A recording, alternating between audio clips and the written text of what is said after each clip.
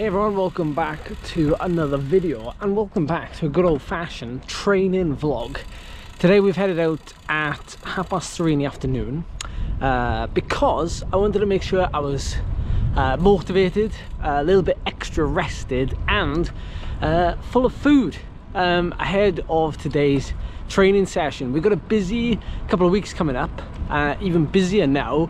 I'm no longer doing the Haute Route Crans-Montana, which is in Switzerland, in a couple of weeks time. Instead, I'm doing the Welsh Road Race Championships. I've had to stay more local to home, unfortunately, so I decided to enter the Welsh Road Race Championships. And believe it or not, I've only ever done the Welsh Road Championships twice, 3 times. I think I was third once when I was a junior, and I can't remember where I finished in the other one.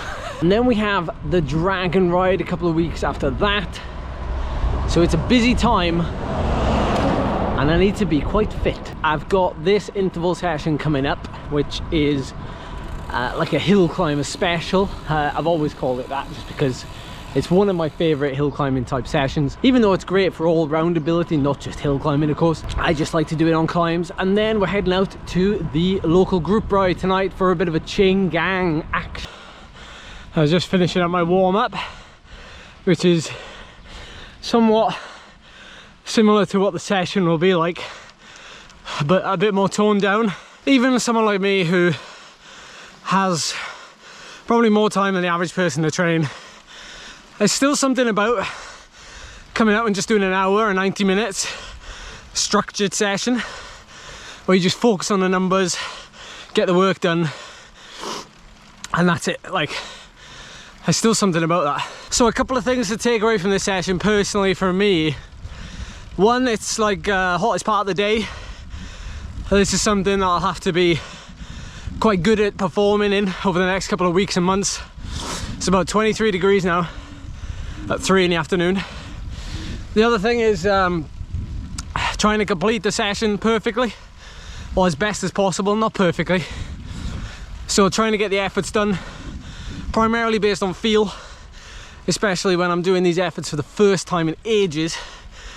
The key is to never be disappointed with it, because if it's the first time, it's all about learning where you're at. And then I think the third and final point is just to be comfortable with being uncomfortable again. These are going to be hard efforts, no doubt. Mentally, all day I've kind of getting myself ready for them. You know, I'm sure lots of you can relate to something like that. And so I feel like, yeah, I feel like I'm in the mood for it. So fingers crossed, get the most out of it, and that'll just tick that final third box. So let's do it.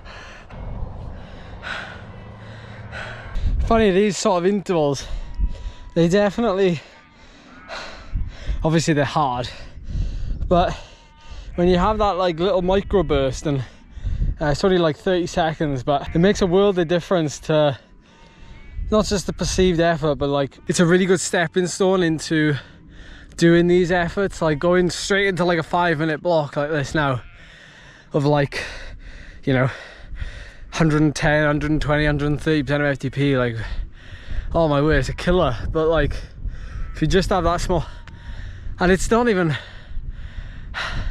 technically it's not even on the plan, but it doesn't really make a difference, you know, whether it's on the plan or not. I think people stress sometimes, overly stressed maybe, about when they're doing like max efforts like this and how they have to be like on the gas the whole time. But you know, natural terrain, like efforts on climbs like this, where maybe you've got like a 10-second section where you just can't keep the power up, you know, it doesn't really matter. It's It's still a hard effort at the end of the day. It's a good way to break yourself in, but that's a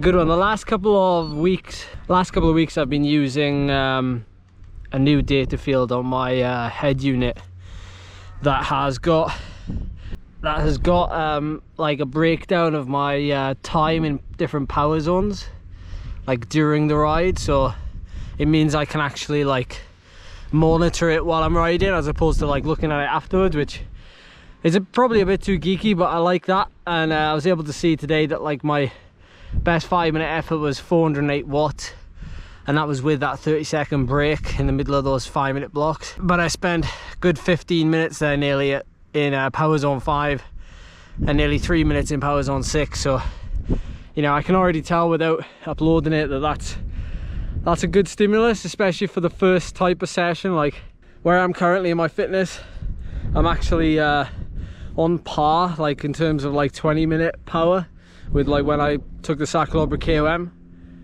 So I'm in like very, very good shape as far as that is concerned. But because I've done very little of this type of stuff, it's killing me, but it pays off in the long term. Like if I'm gonna raise the roof now, this is what I need to do. Whereas like after cyclist last year, so when I was at this point, I got sick, I had a couple of health issues, and like was on a bit of a downward trajectory for a good few weeks actually. So you know, where I am now, I'm currently in a better shape, and I'm a little bit more relaxed about it as well. Well, so much for filming the chain gang. I forgot to film. Oh well. Two lunches. Well, Pasta! yeah. That's a lot of food. Had my Dragon Ride envelope in the post today.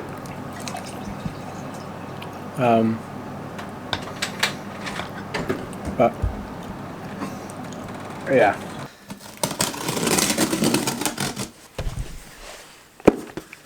So about 3 weeks ago, I had a problem with my gravel bike. The Shimano GRX front derailleur went into like big panic mode, and the motor just gave up the ghost. So I contacted Laverack, obviously where the bike has come from, and they managed to get me a new front mech on warranty.